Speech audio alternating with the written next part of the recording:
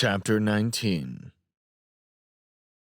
There, in the awkward darkness, Kaudu considered the two facts of which he'd just been made aware.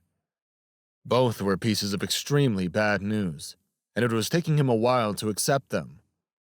He knew they were coming, but now that they'd come, he couldn't help but go unnaturally rigid as he looked down at his father. Up until a few minutes ago, Kaudu had been in Ryoji's sick room. As soon as Ryoji had been taken away for his test, Kaudu had locked the door from the inside and lost himself in passion with Reiko. Afterwards, he'd stopped by his father's room. What he'd heard there felt like a punishment for lewd acts in an inappropriate place. The scent of Reiko's skin still lingered in his nostrils, and he could still feel the soft touch of her skin here and there on his body. On a deep cellular level, his excitement had yet to subside. Now he regretted coming to his father's room while still in the throes of afterglow. His father seemed to have physically shrunk a size over the last few days. The swelling of the sheet over his chest was pitifully small. When Kaudu was a child, his father had been a giant in his eyes.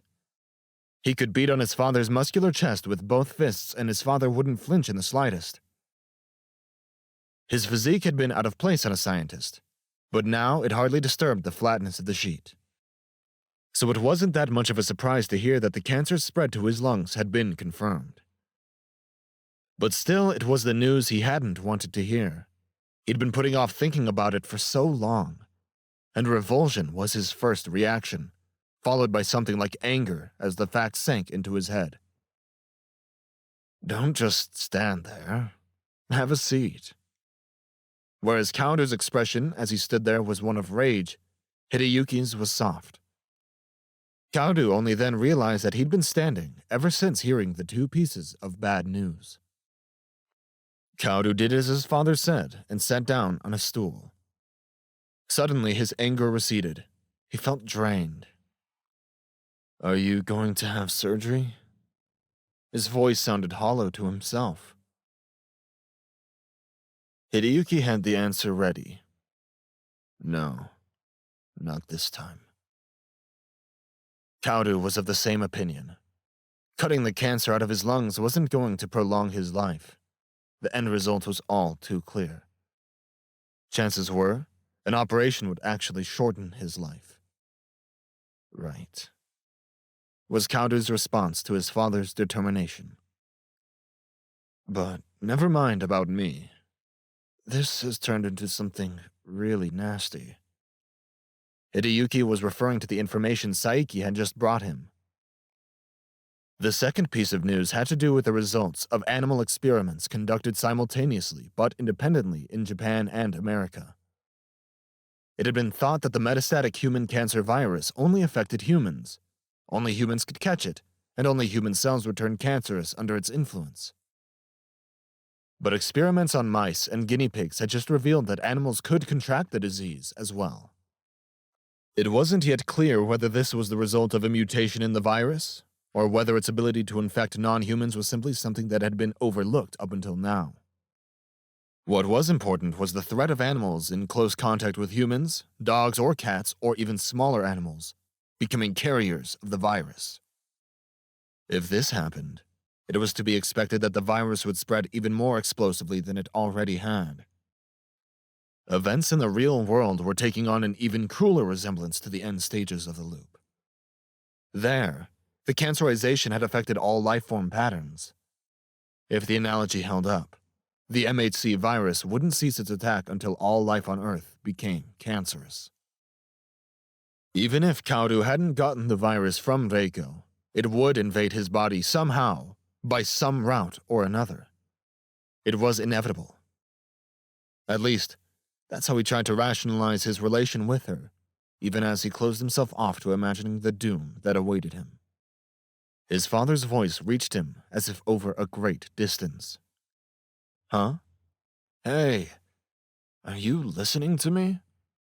Sorry. You spoke to Amano, right? Tell me your impressions."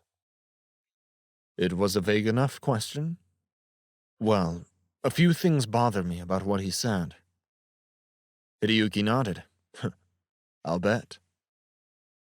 Dad, was it really only recently that people started to notice that reality was starting to look like the way the loop wound up? The Loop project started 37 years ago and lasted for 17 years. The program was shut down 5 years after I joined. That was 20 years ago. That world had disappeared from my memory. It's really only in the last few days that I've started worrying about the way the loop ended. Kaudu found this statement of his father's totally unbelievable. 10 years ago, when Hideyuki had steered the conversation away from the loop, refusing to tell Kaudu how the project had turned out, it had to have been because he was bothered by the way it had ended. All life forms within the virtual space losing diversity, turning cancerous, and going extinct. It wasn't the kind of story to tell a 10-year-old kid. No doubt Hideyuki hadn't wanted his son to project that story onto the real world and thereby fall into an unhealthy obsession with the end of all things. Because he'd felt that a child's view of the future of mankind should be sunny, Hideyuki had distanced his son from the loop. Which meant that, in at least a corner of his mind, Hideyuki had been worried all along about the conclusion of the loop experiment. Dad, about the reason that the loop turned cancerous. It was the appearance of the ring virus. Could somebody have introduced it into the program? Hideyuki was silent for a while, as if pondering the idea. Why do you say that? Because nobody could explain how the virus came to be. It couldn't have emerged naturally. So if it couldn't have been born on the inside, isn't it most natural to think it was brought in from the outside? Isn't it? If people could just start introducing things once the program had already started to evolve, it would have nullified the whole experiment. Security was flawless. At this point, Kaudu mentioned a name. You know Kenneth Rothman, right? Still face up on the bed, Hideyuki turned his eyes toward Kaudu. Did something happen to him? He finally managed to choke out. He was bracing himself to receive another death notice. Do you know where he is? I heard he was in New Mexico, still researching artificial life. But yeah, supposedly he moved to the laboratories in Los Alamos. But nobody knows where he is now. And just before he went missing, he mentioned something that sounded pretty important. He said he'd figured out the MHC virus, and that Takayama held the key. Takayama. Dad, did you watch the scenes in the loop involving Takayama? Kaudu's question sent Hideyuki deep into his thoughts again. His eyes darted around desperately as, with his weakened vitality, he tried to recall something. He was clearly shaken. It was only natural that his memory should become somewhat opaque after several major surgeries and his long battle with cancer. But still, it was setting Hideyuki's nerves on edge that he could find no answer to his probings into the darkness of his memories. I don't think so. Kaudu decided to ease his father's struggles by changing the subject. Oh, Dad, another thing. The MHC virus has been sequenced, right? Saiki brought by a printout of it 2 days ago. Well, have a look at these figures. Kaudu showed the printout to his father. He'd highlighted with a marker the total number of bases in each gene. What about them? Look at the number of bases.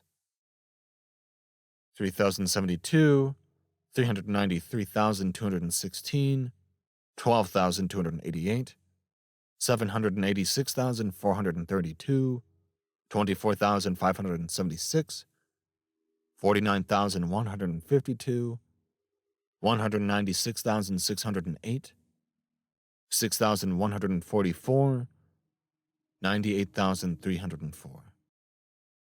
Hideyuki read the 9 numbers off in order, but by the look he turned on Kaudu, it was evident he hadn't noticed anything special about them. Kaudu enunciated clearly as he explained. Get this, Dad. All 9 of these numbers equal 2 to the nth power times 3. Hearing this, Hideyuki looked over the numbers again at some length before crying out, "Nice catch!" The old light returned to Hideyuki's eyes as he lost himself in their scientific back and forth. It only lasted an instant, but that was long enough for Kaoru to notice. It pleased him at the same time that it made his chest tighten. How long had it been since his father had praised him like this? "Do you think it's a coincidence, Dad?" "It can't be. What are the chances of all 9 numbers, some of them 6 digits, turning out to equal 2 to the nth power times 3? Extremely low. Anytime something overcomes that kind of improbability, it means something. You were the one who told me that night 10 years ago." Hideyuki gave a weak laugh. Kaoru replayed in his mind his memories of that night and his family's back and forth. A summer as hot as this one, and a childhood dream fanning anticipation of a trip to the North American desert. That place, once a fun-filled destination for a family vacation, had changed drastically for him. But it still drew him with great force. As Kaoru and Hideyuki sat there reminiscing about time spent together, the hospital corridor outside burst into a commotion. 2 or 3 people ran past, creating a sense of tension not often felt in a non-emergency ward. Apprehension stirring, Kaoru listened closely. He heard what sounded like a woman's scream mingled with a male voice barking commands. The woman's voice sounded familiar. He was sure of it. It was Reiko. "Excuse me," Kaoru said, glancing at his father and getting up. He opened the door and looked up and down the hall. He saw a woman scurrying down the corridor away from him, following 2 men in guards' uniforms. She was wearing a casual yellow house dress. The zipper on her back wasn't zipped all the way up. Kaoru himself had fumblingly unzipped that dress not long ago.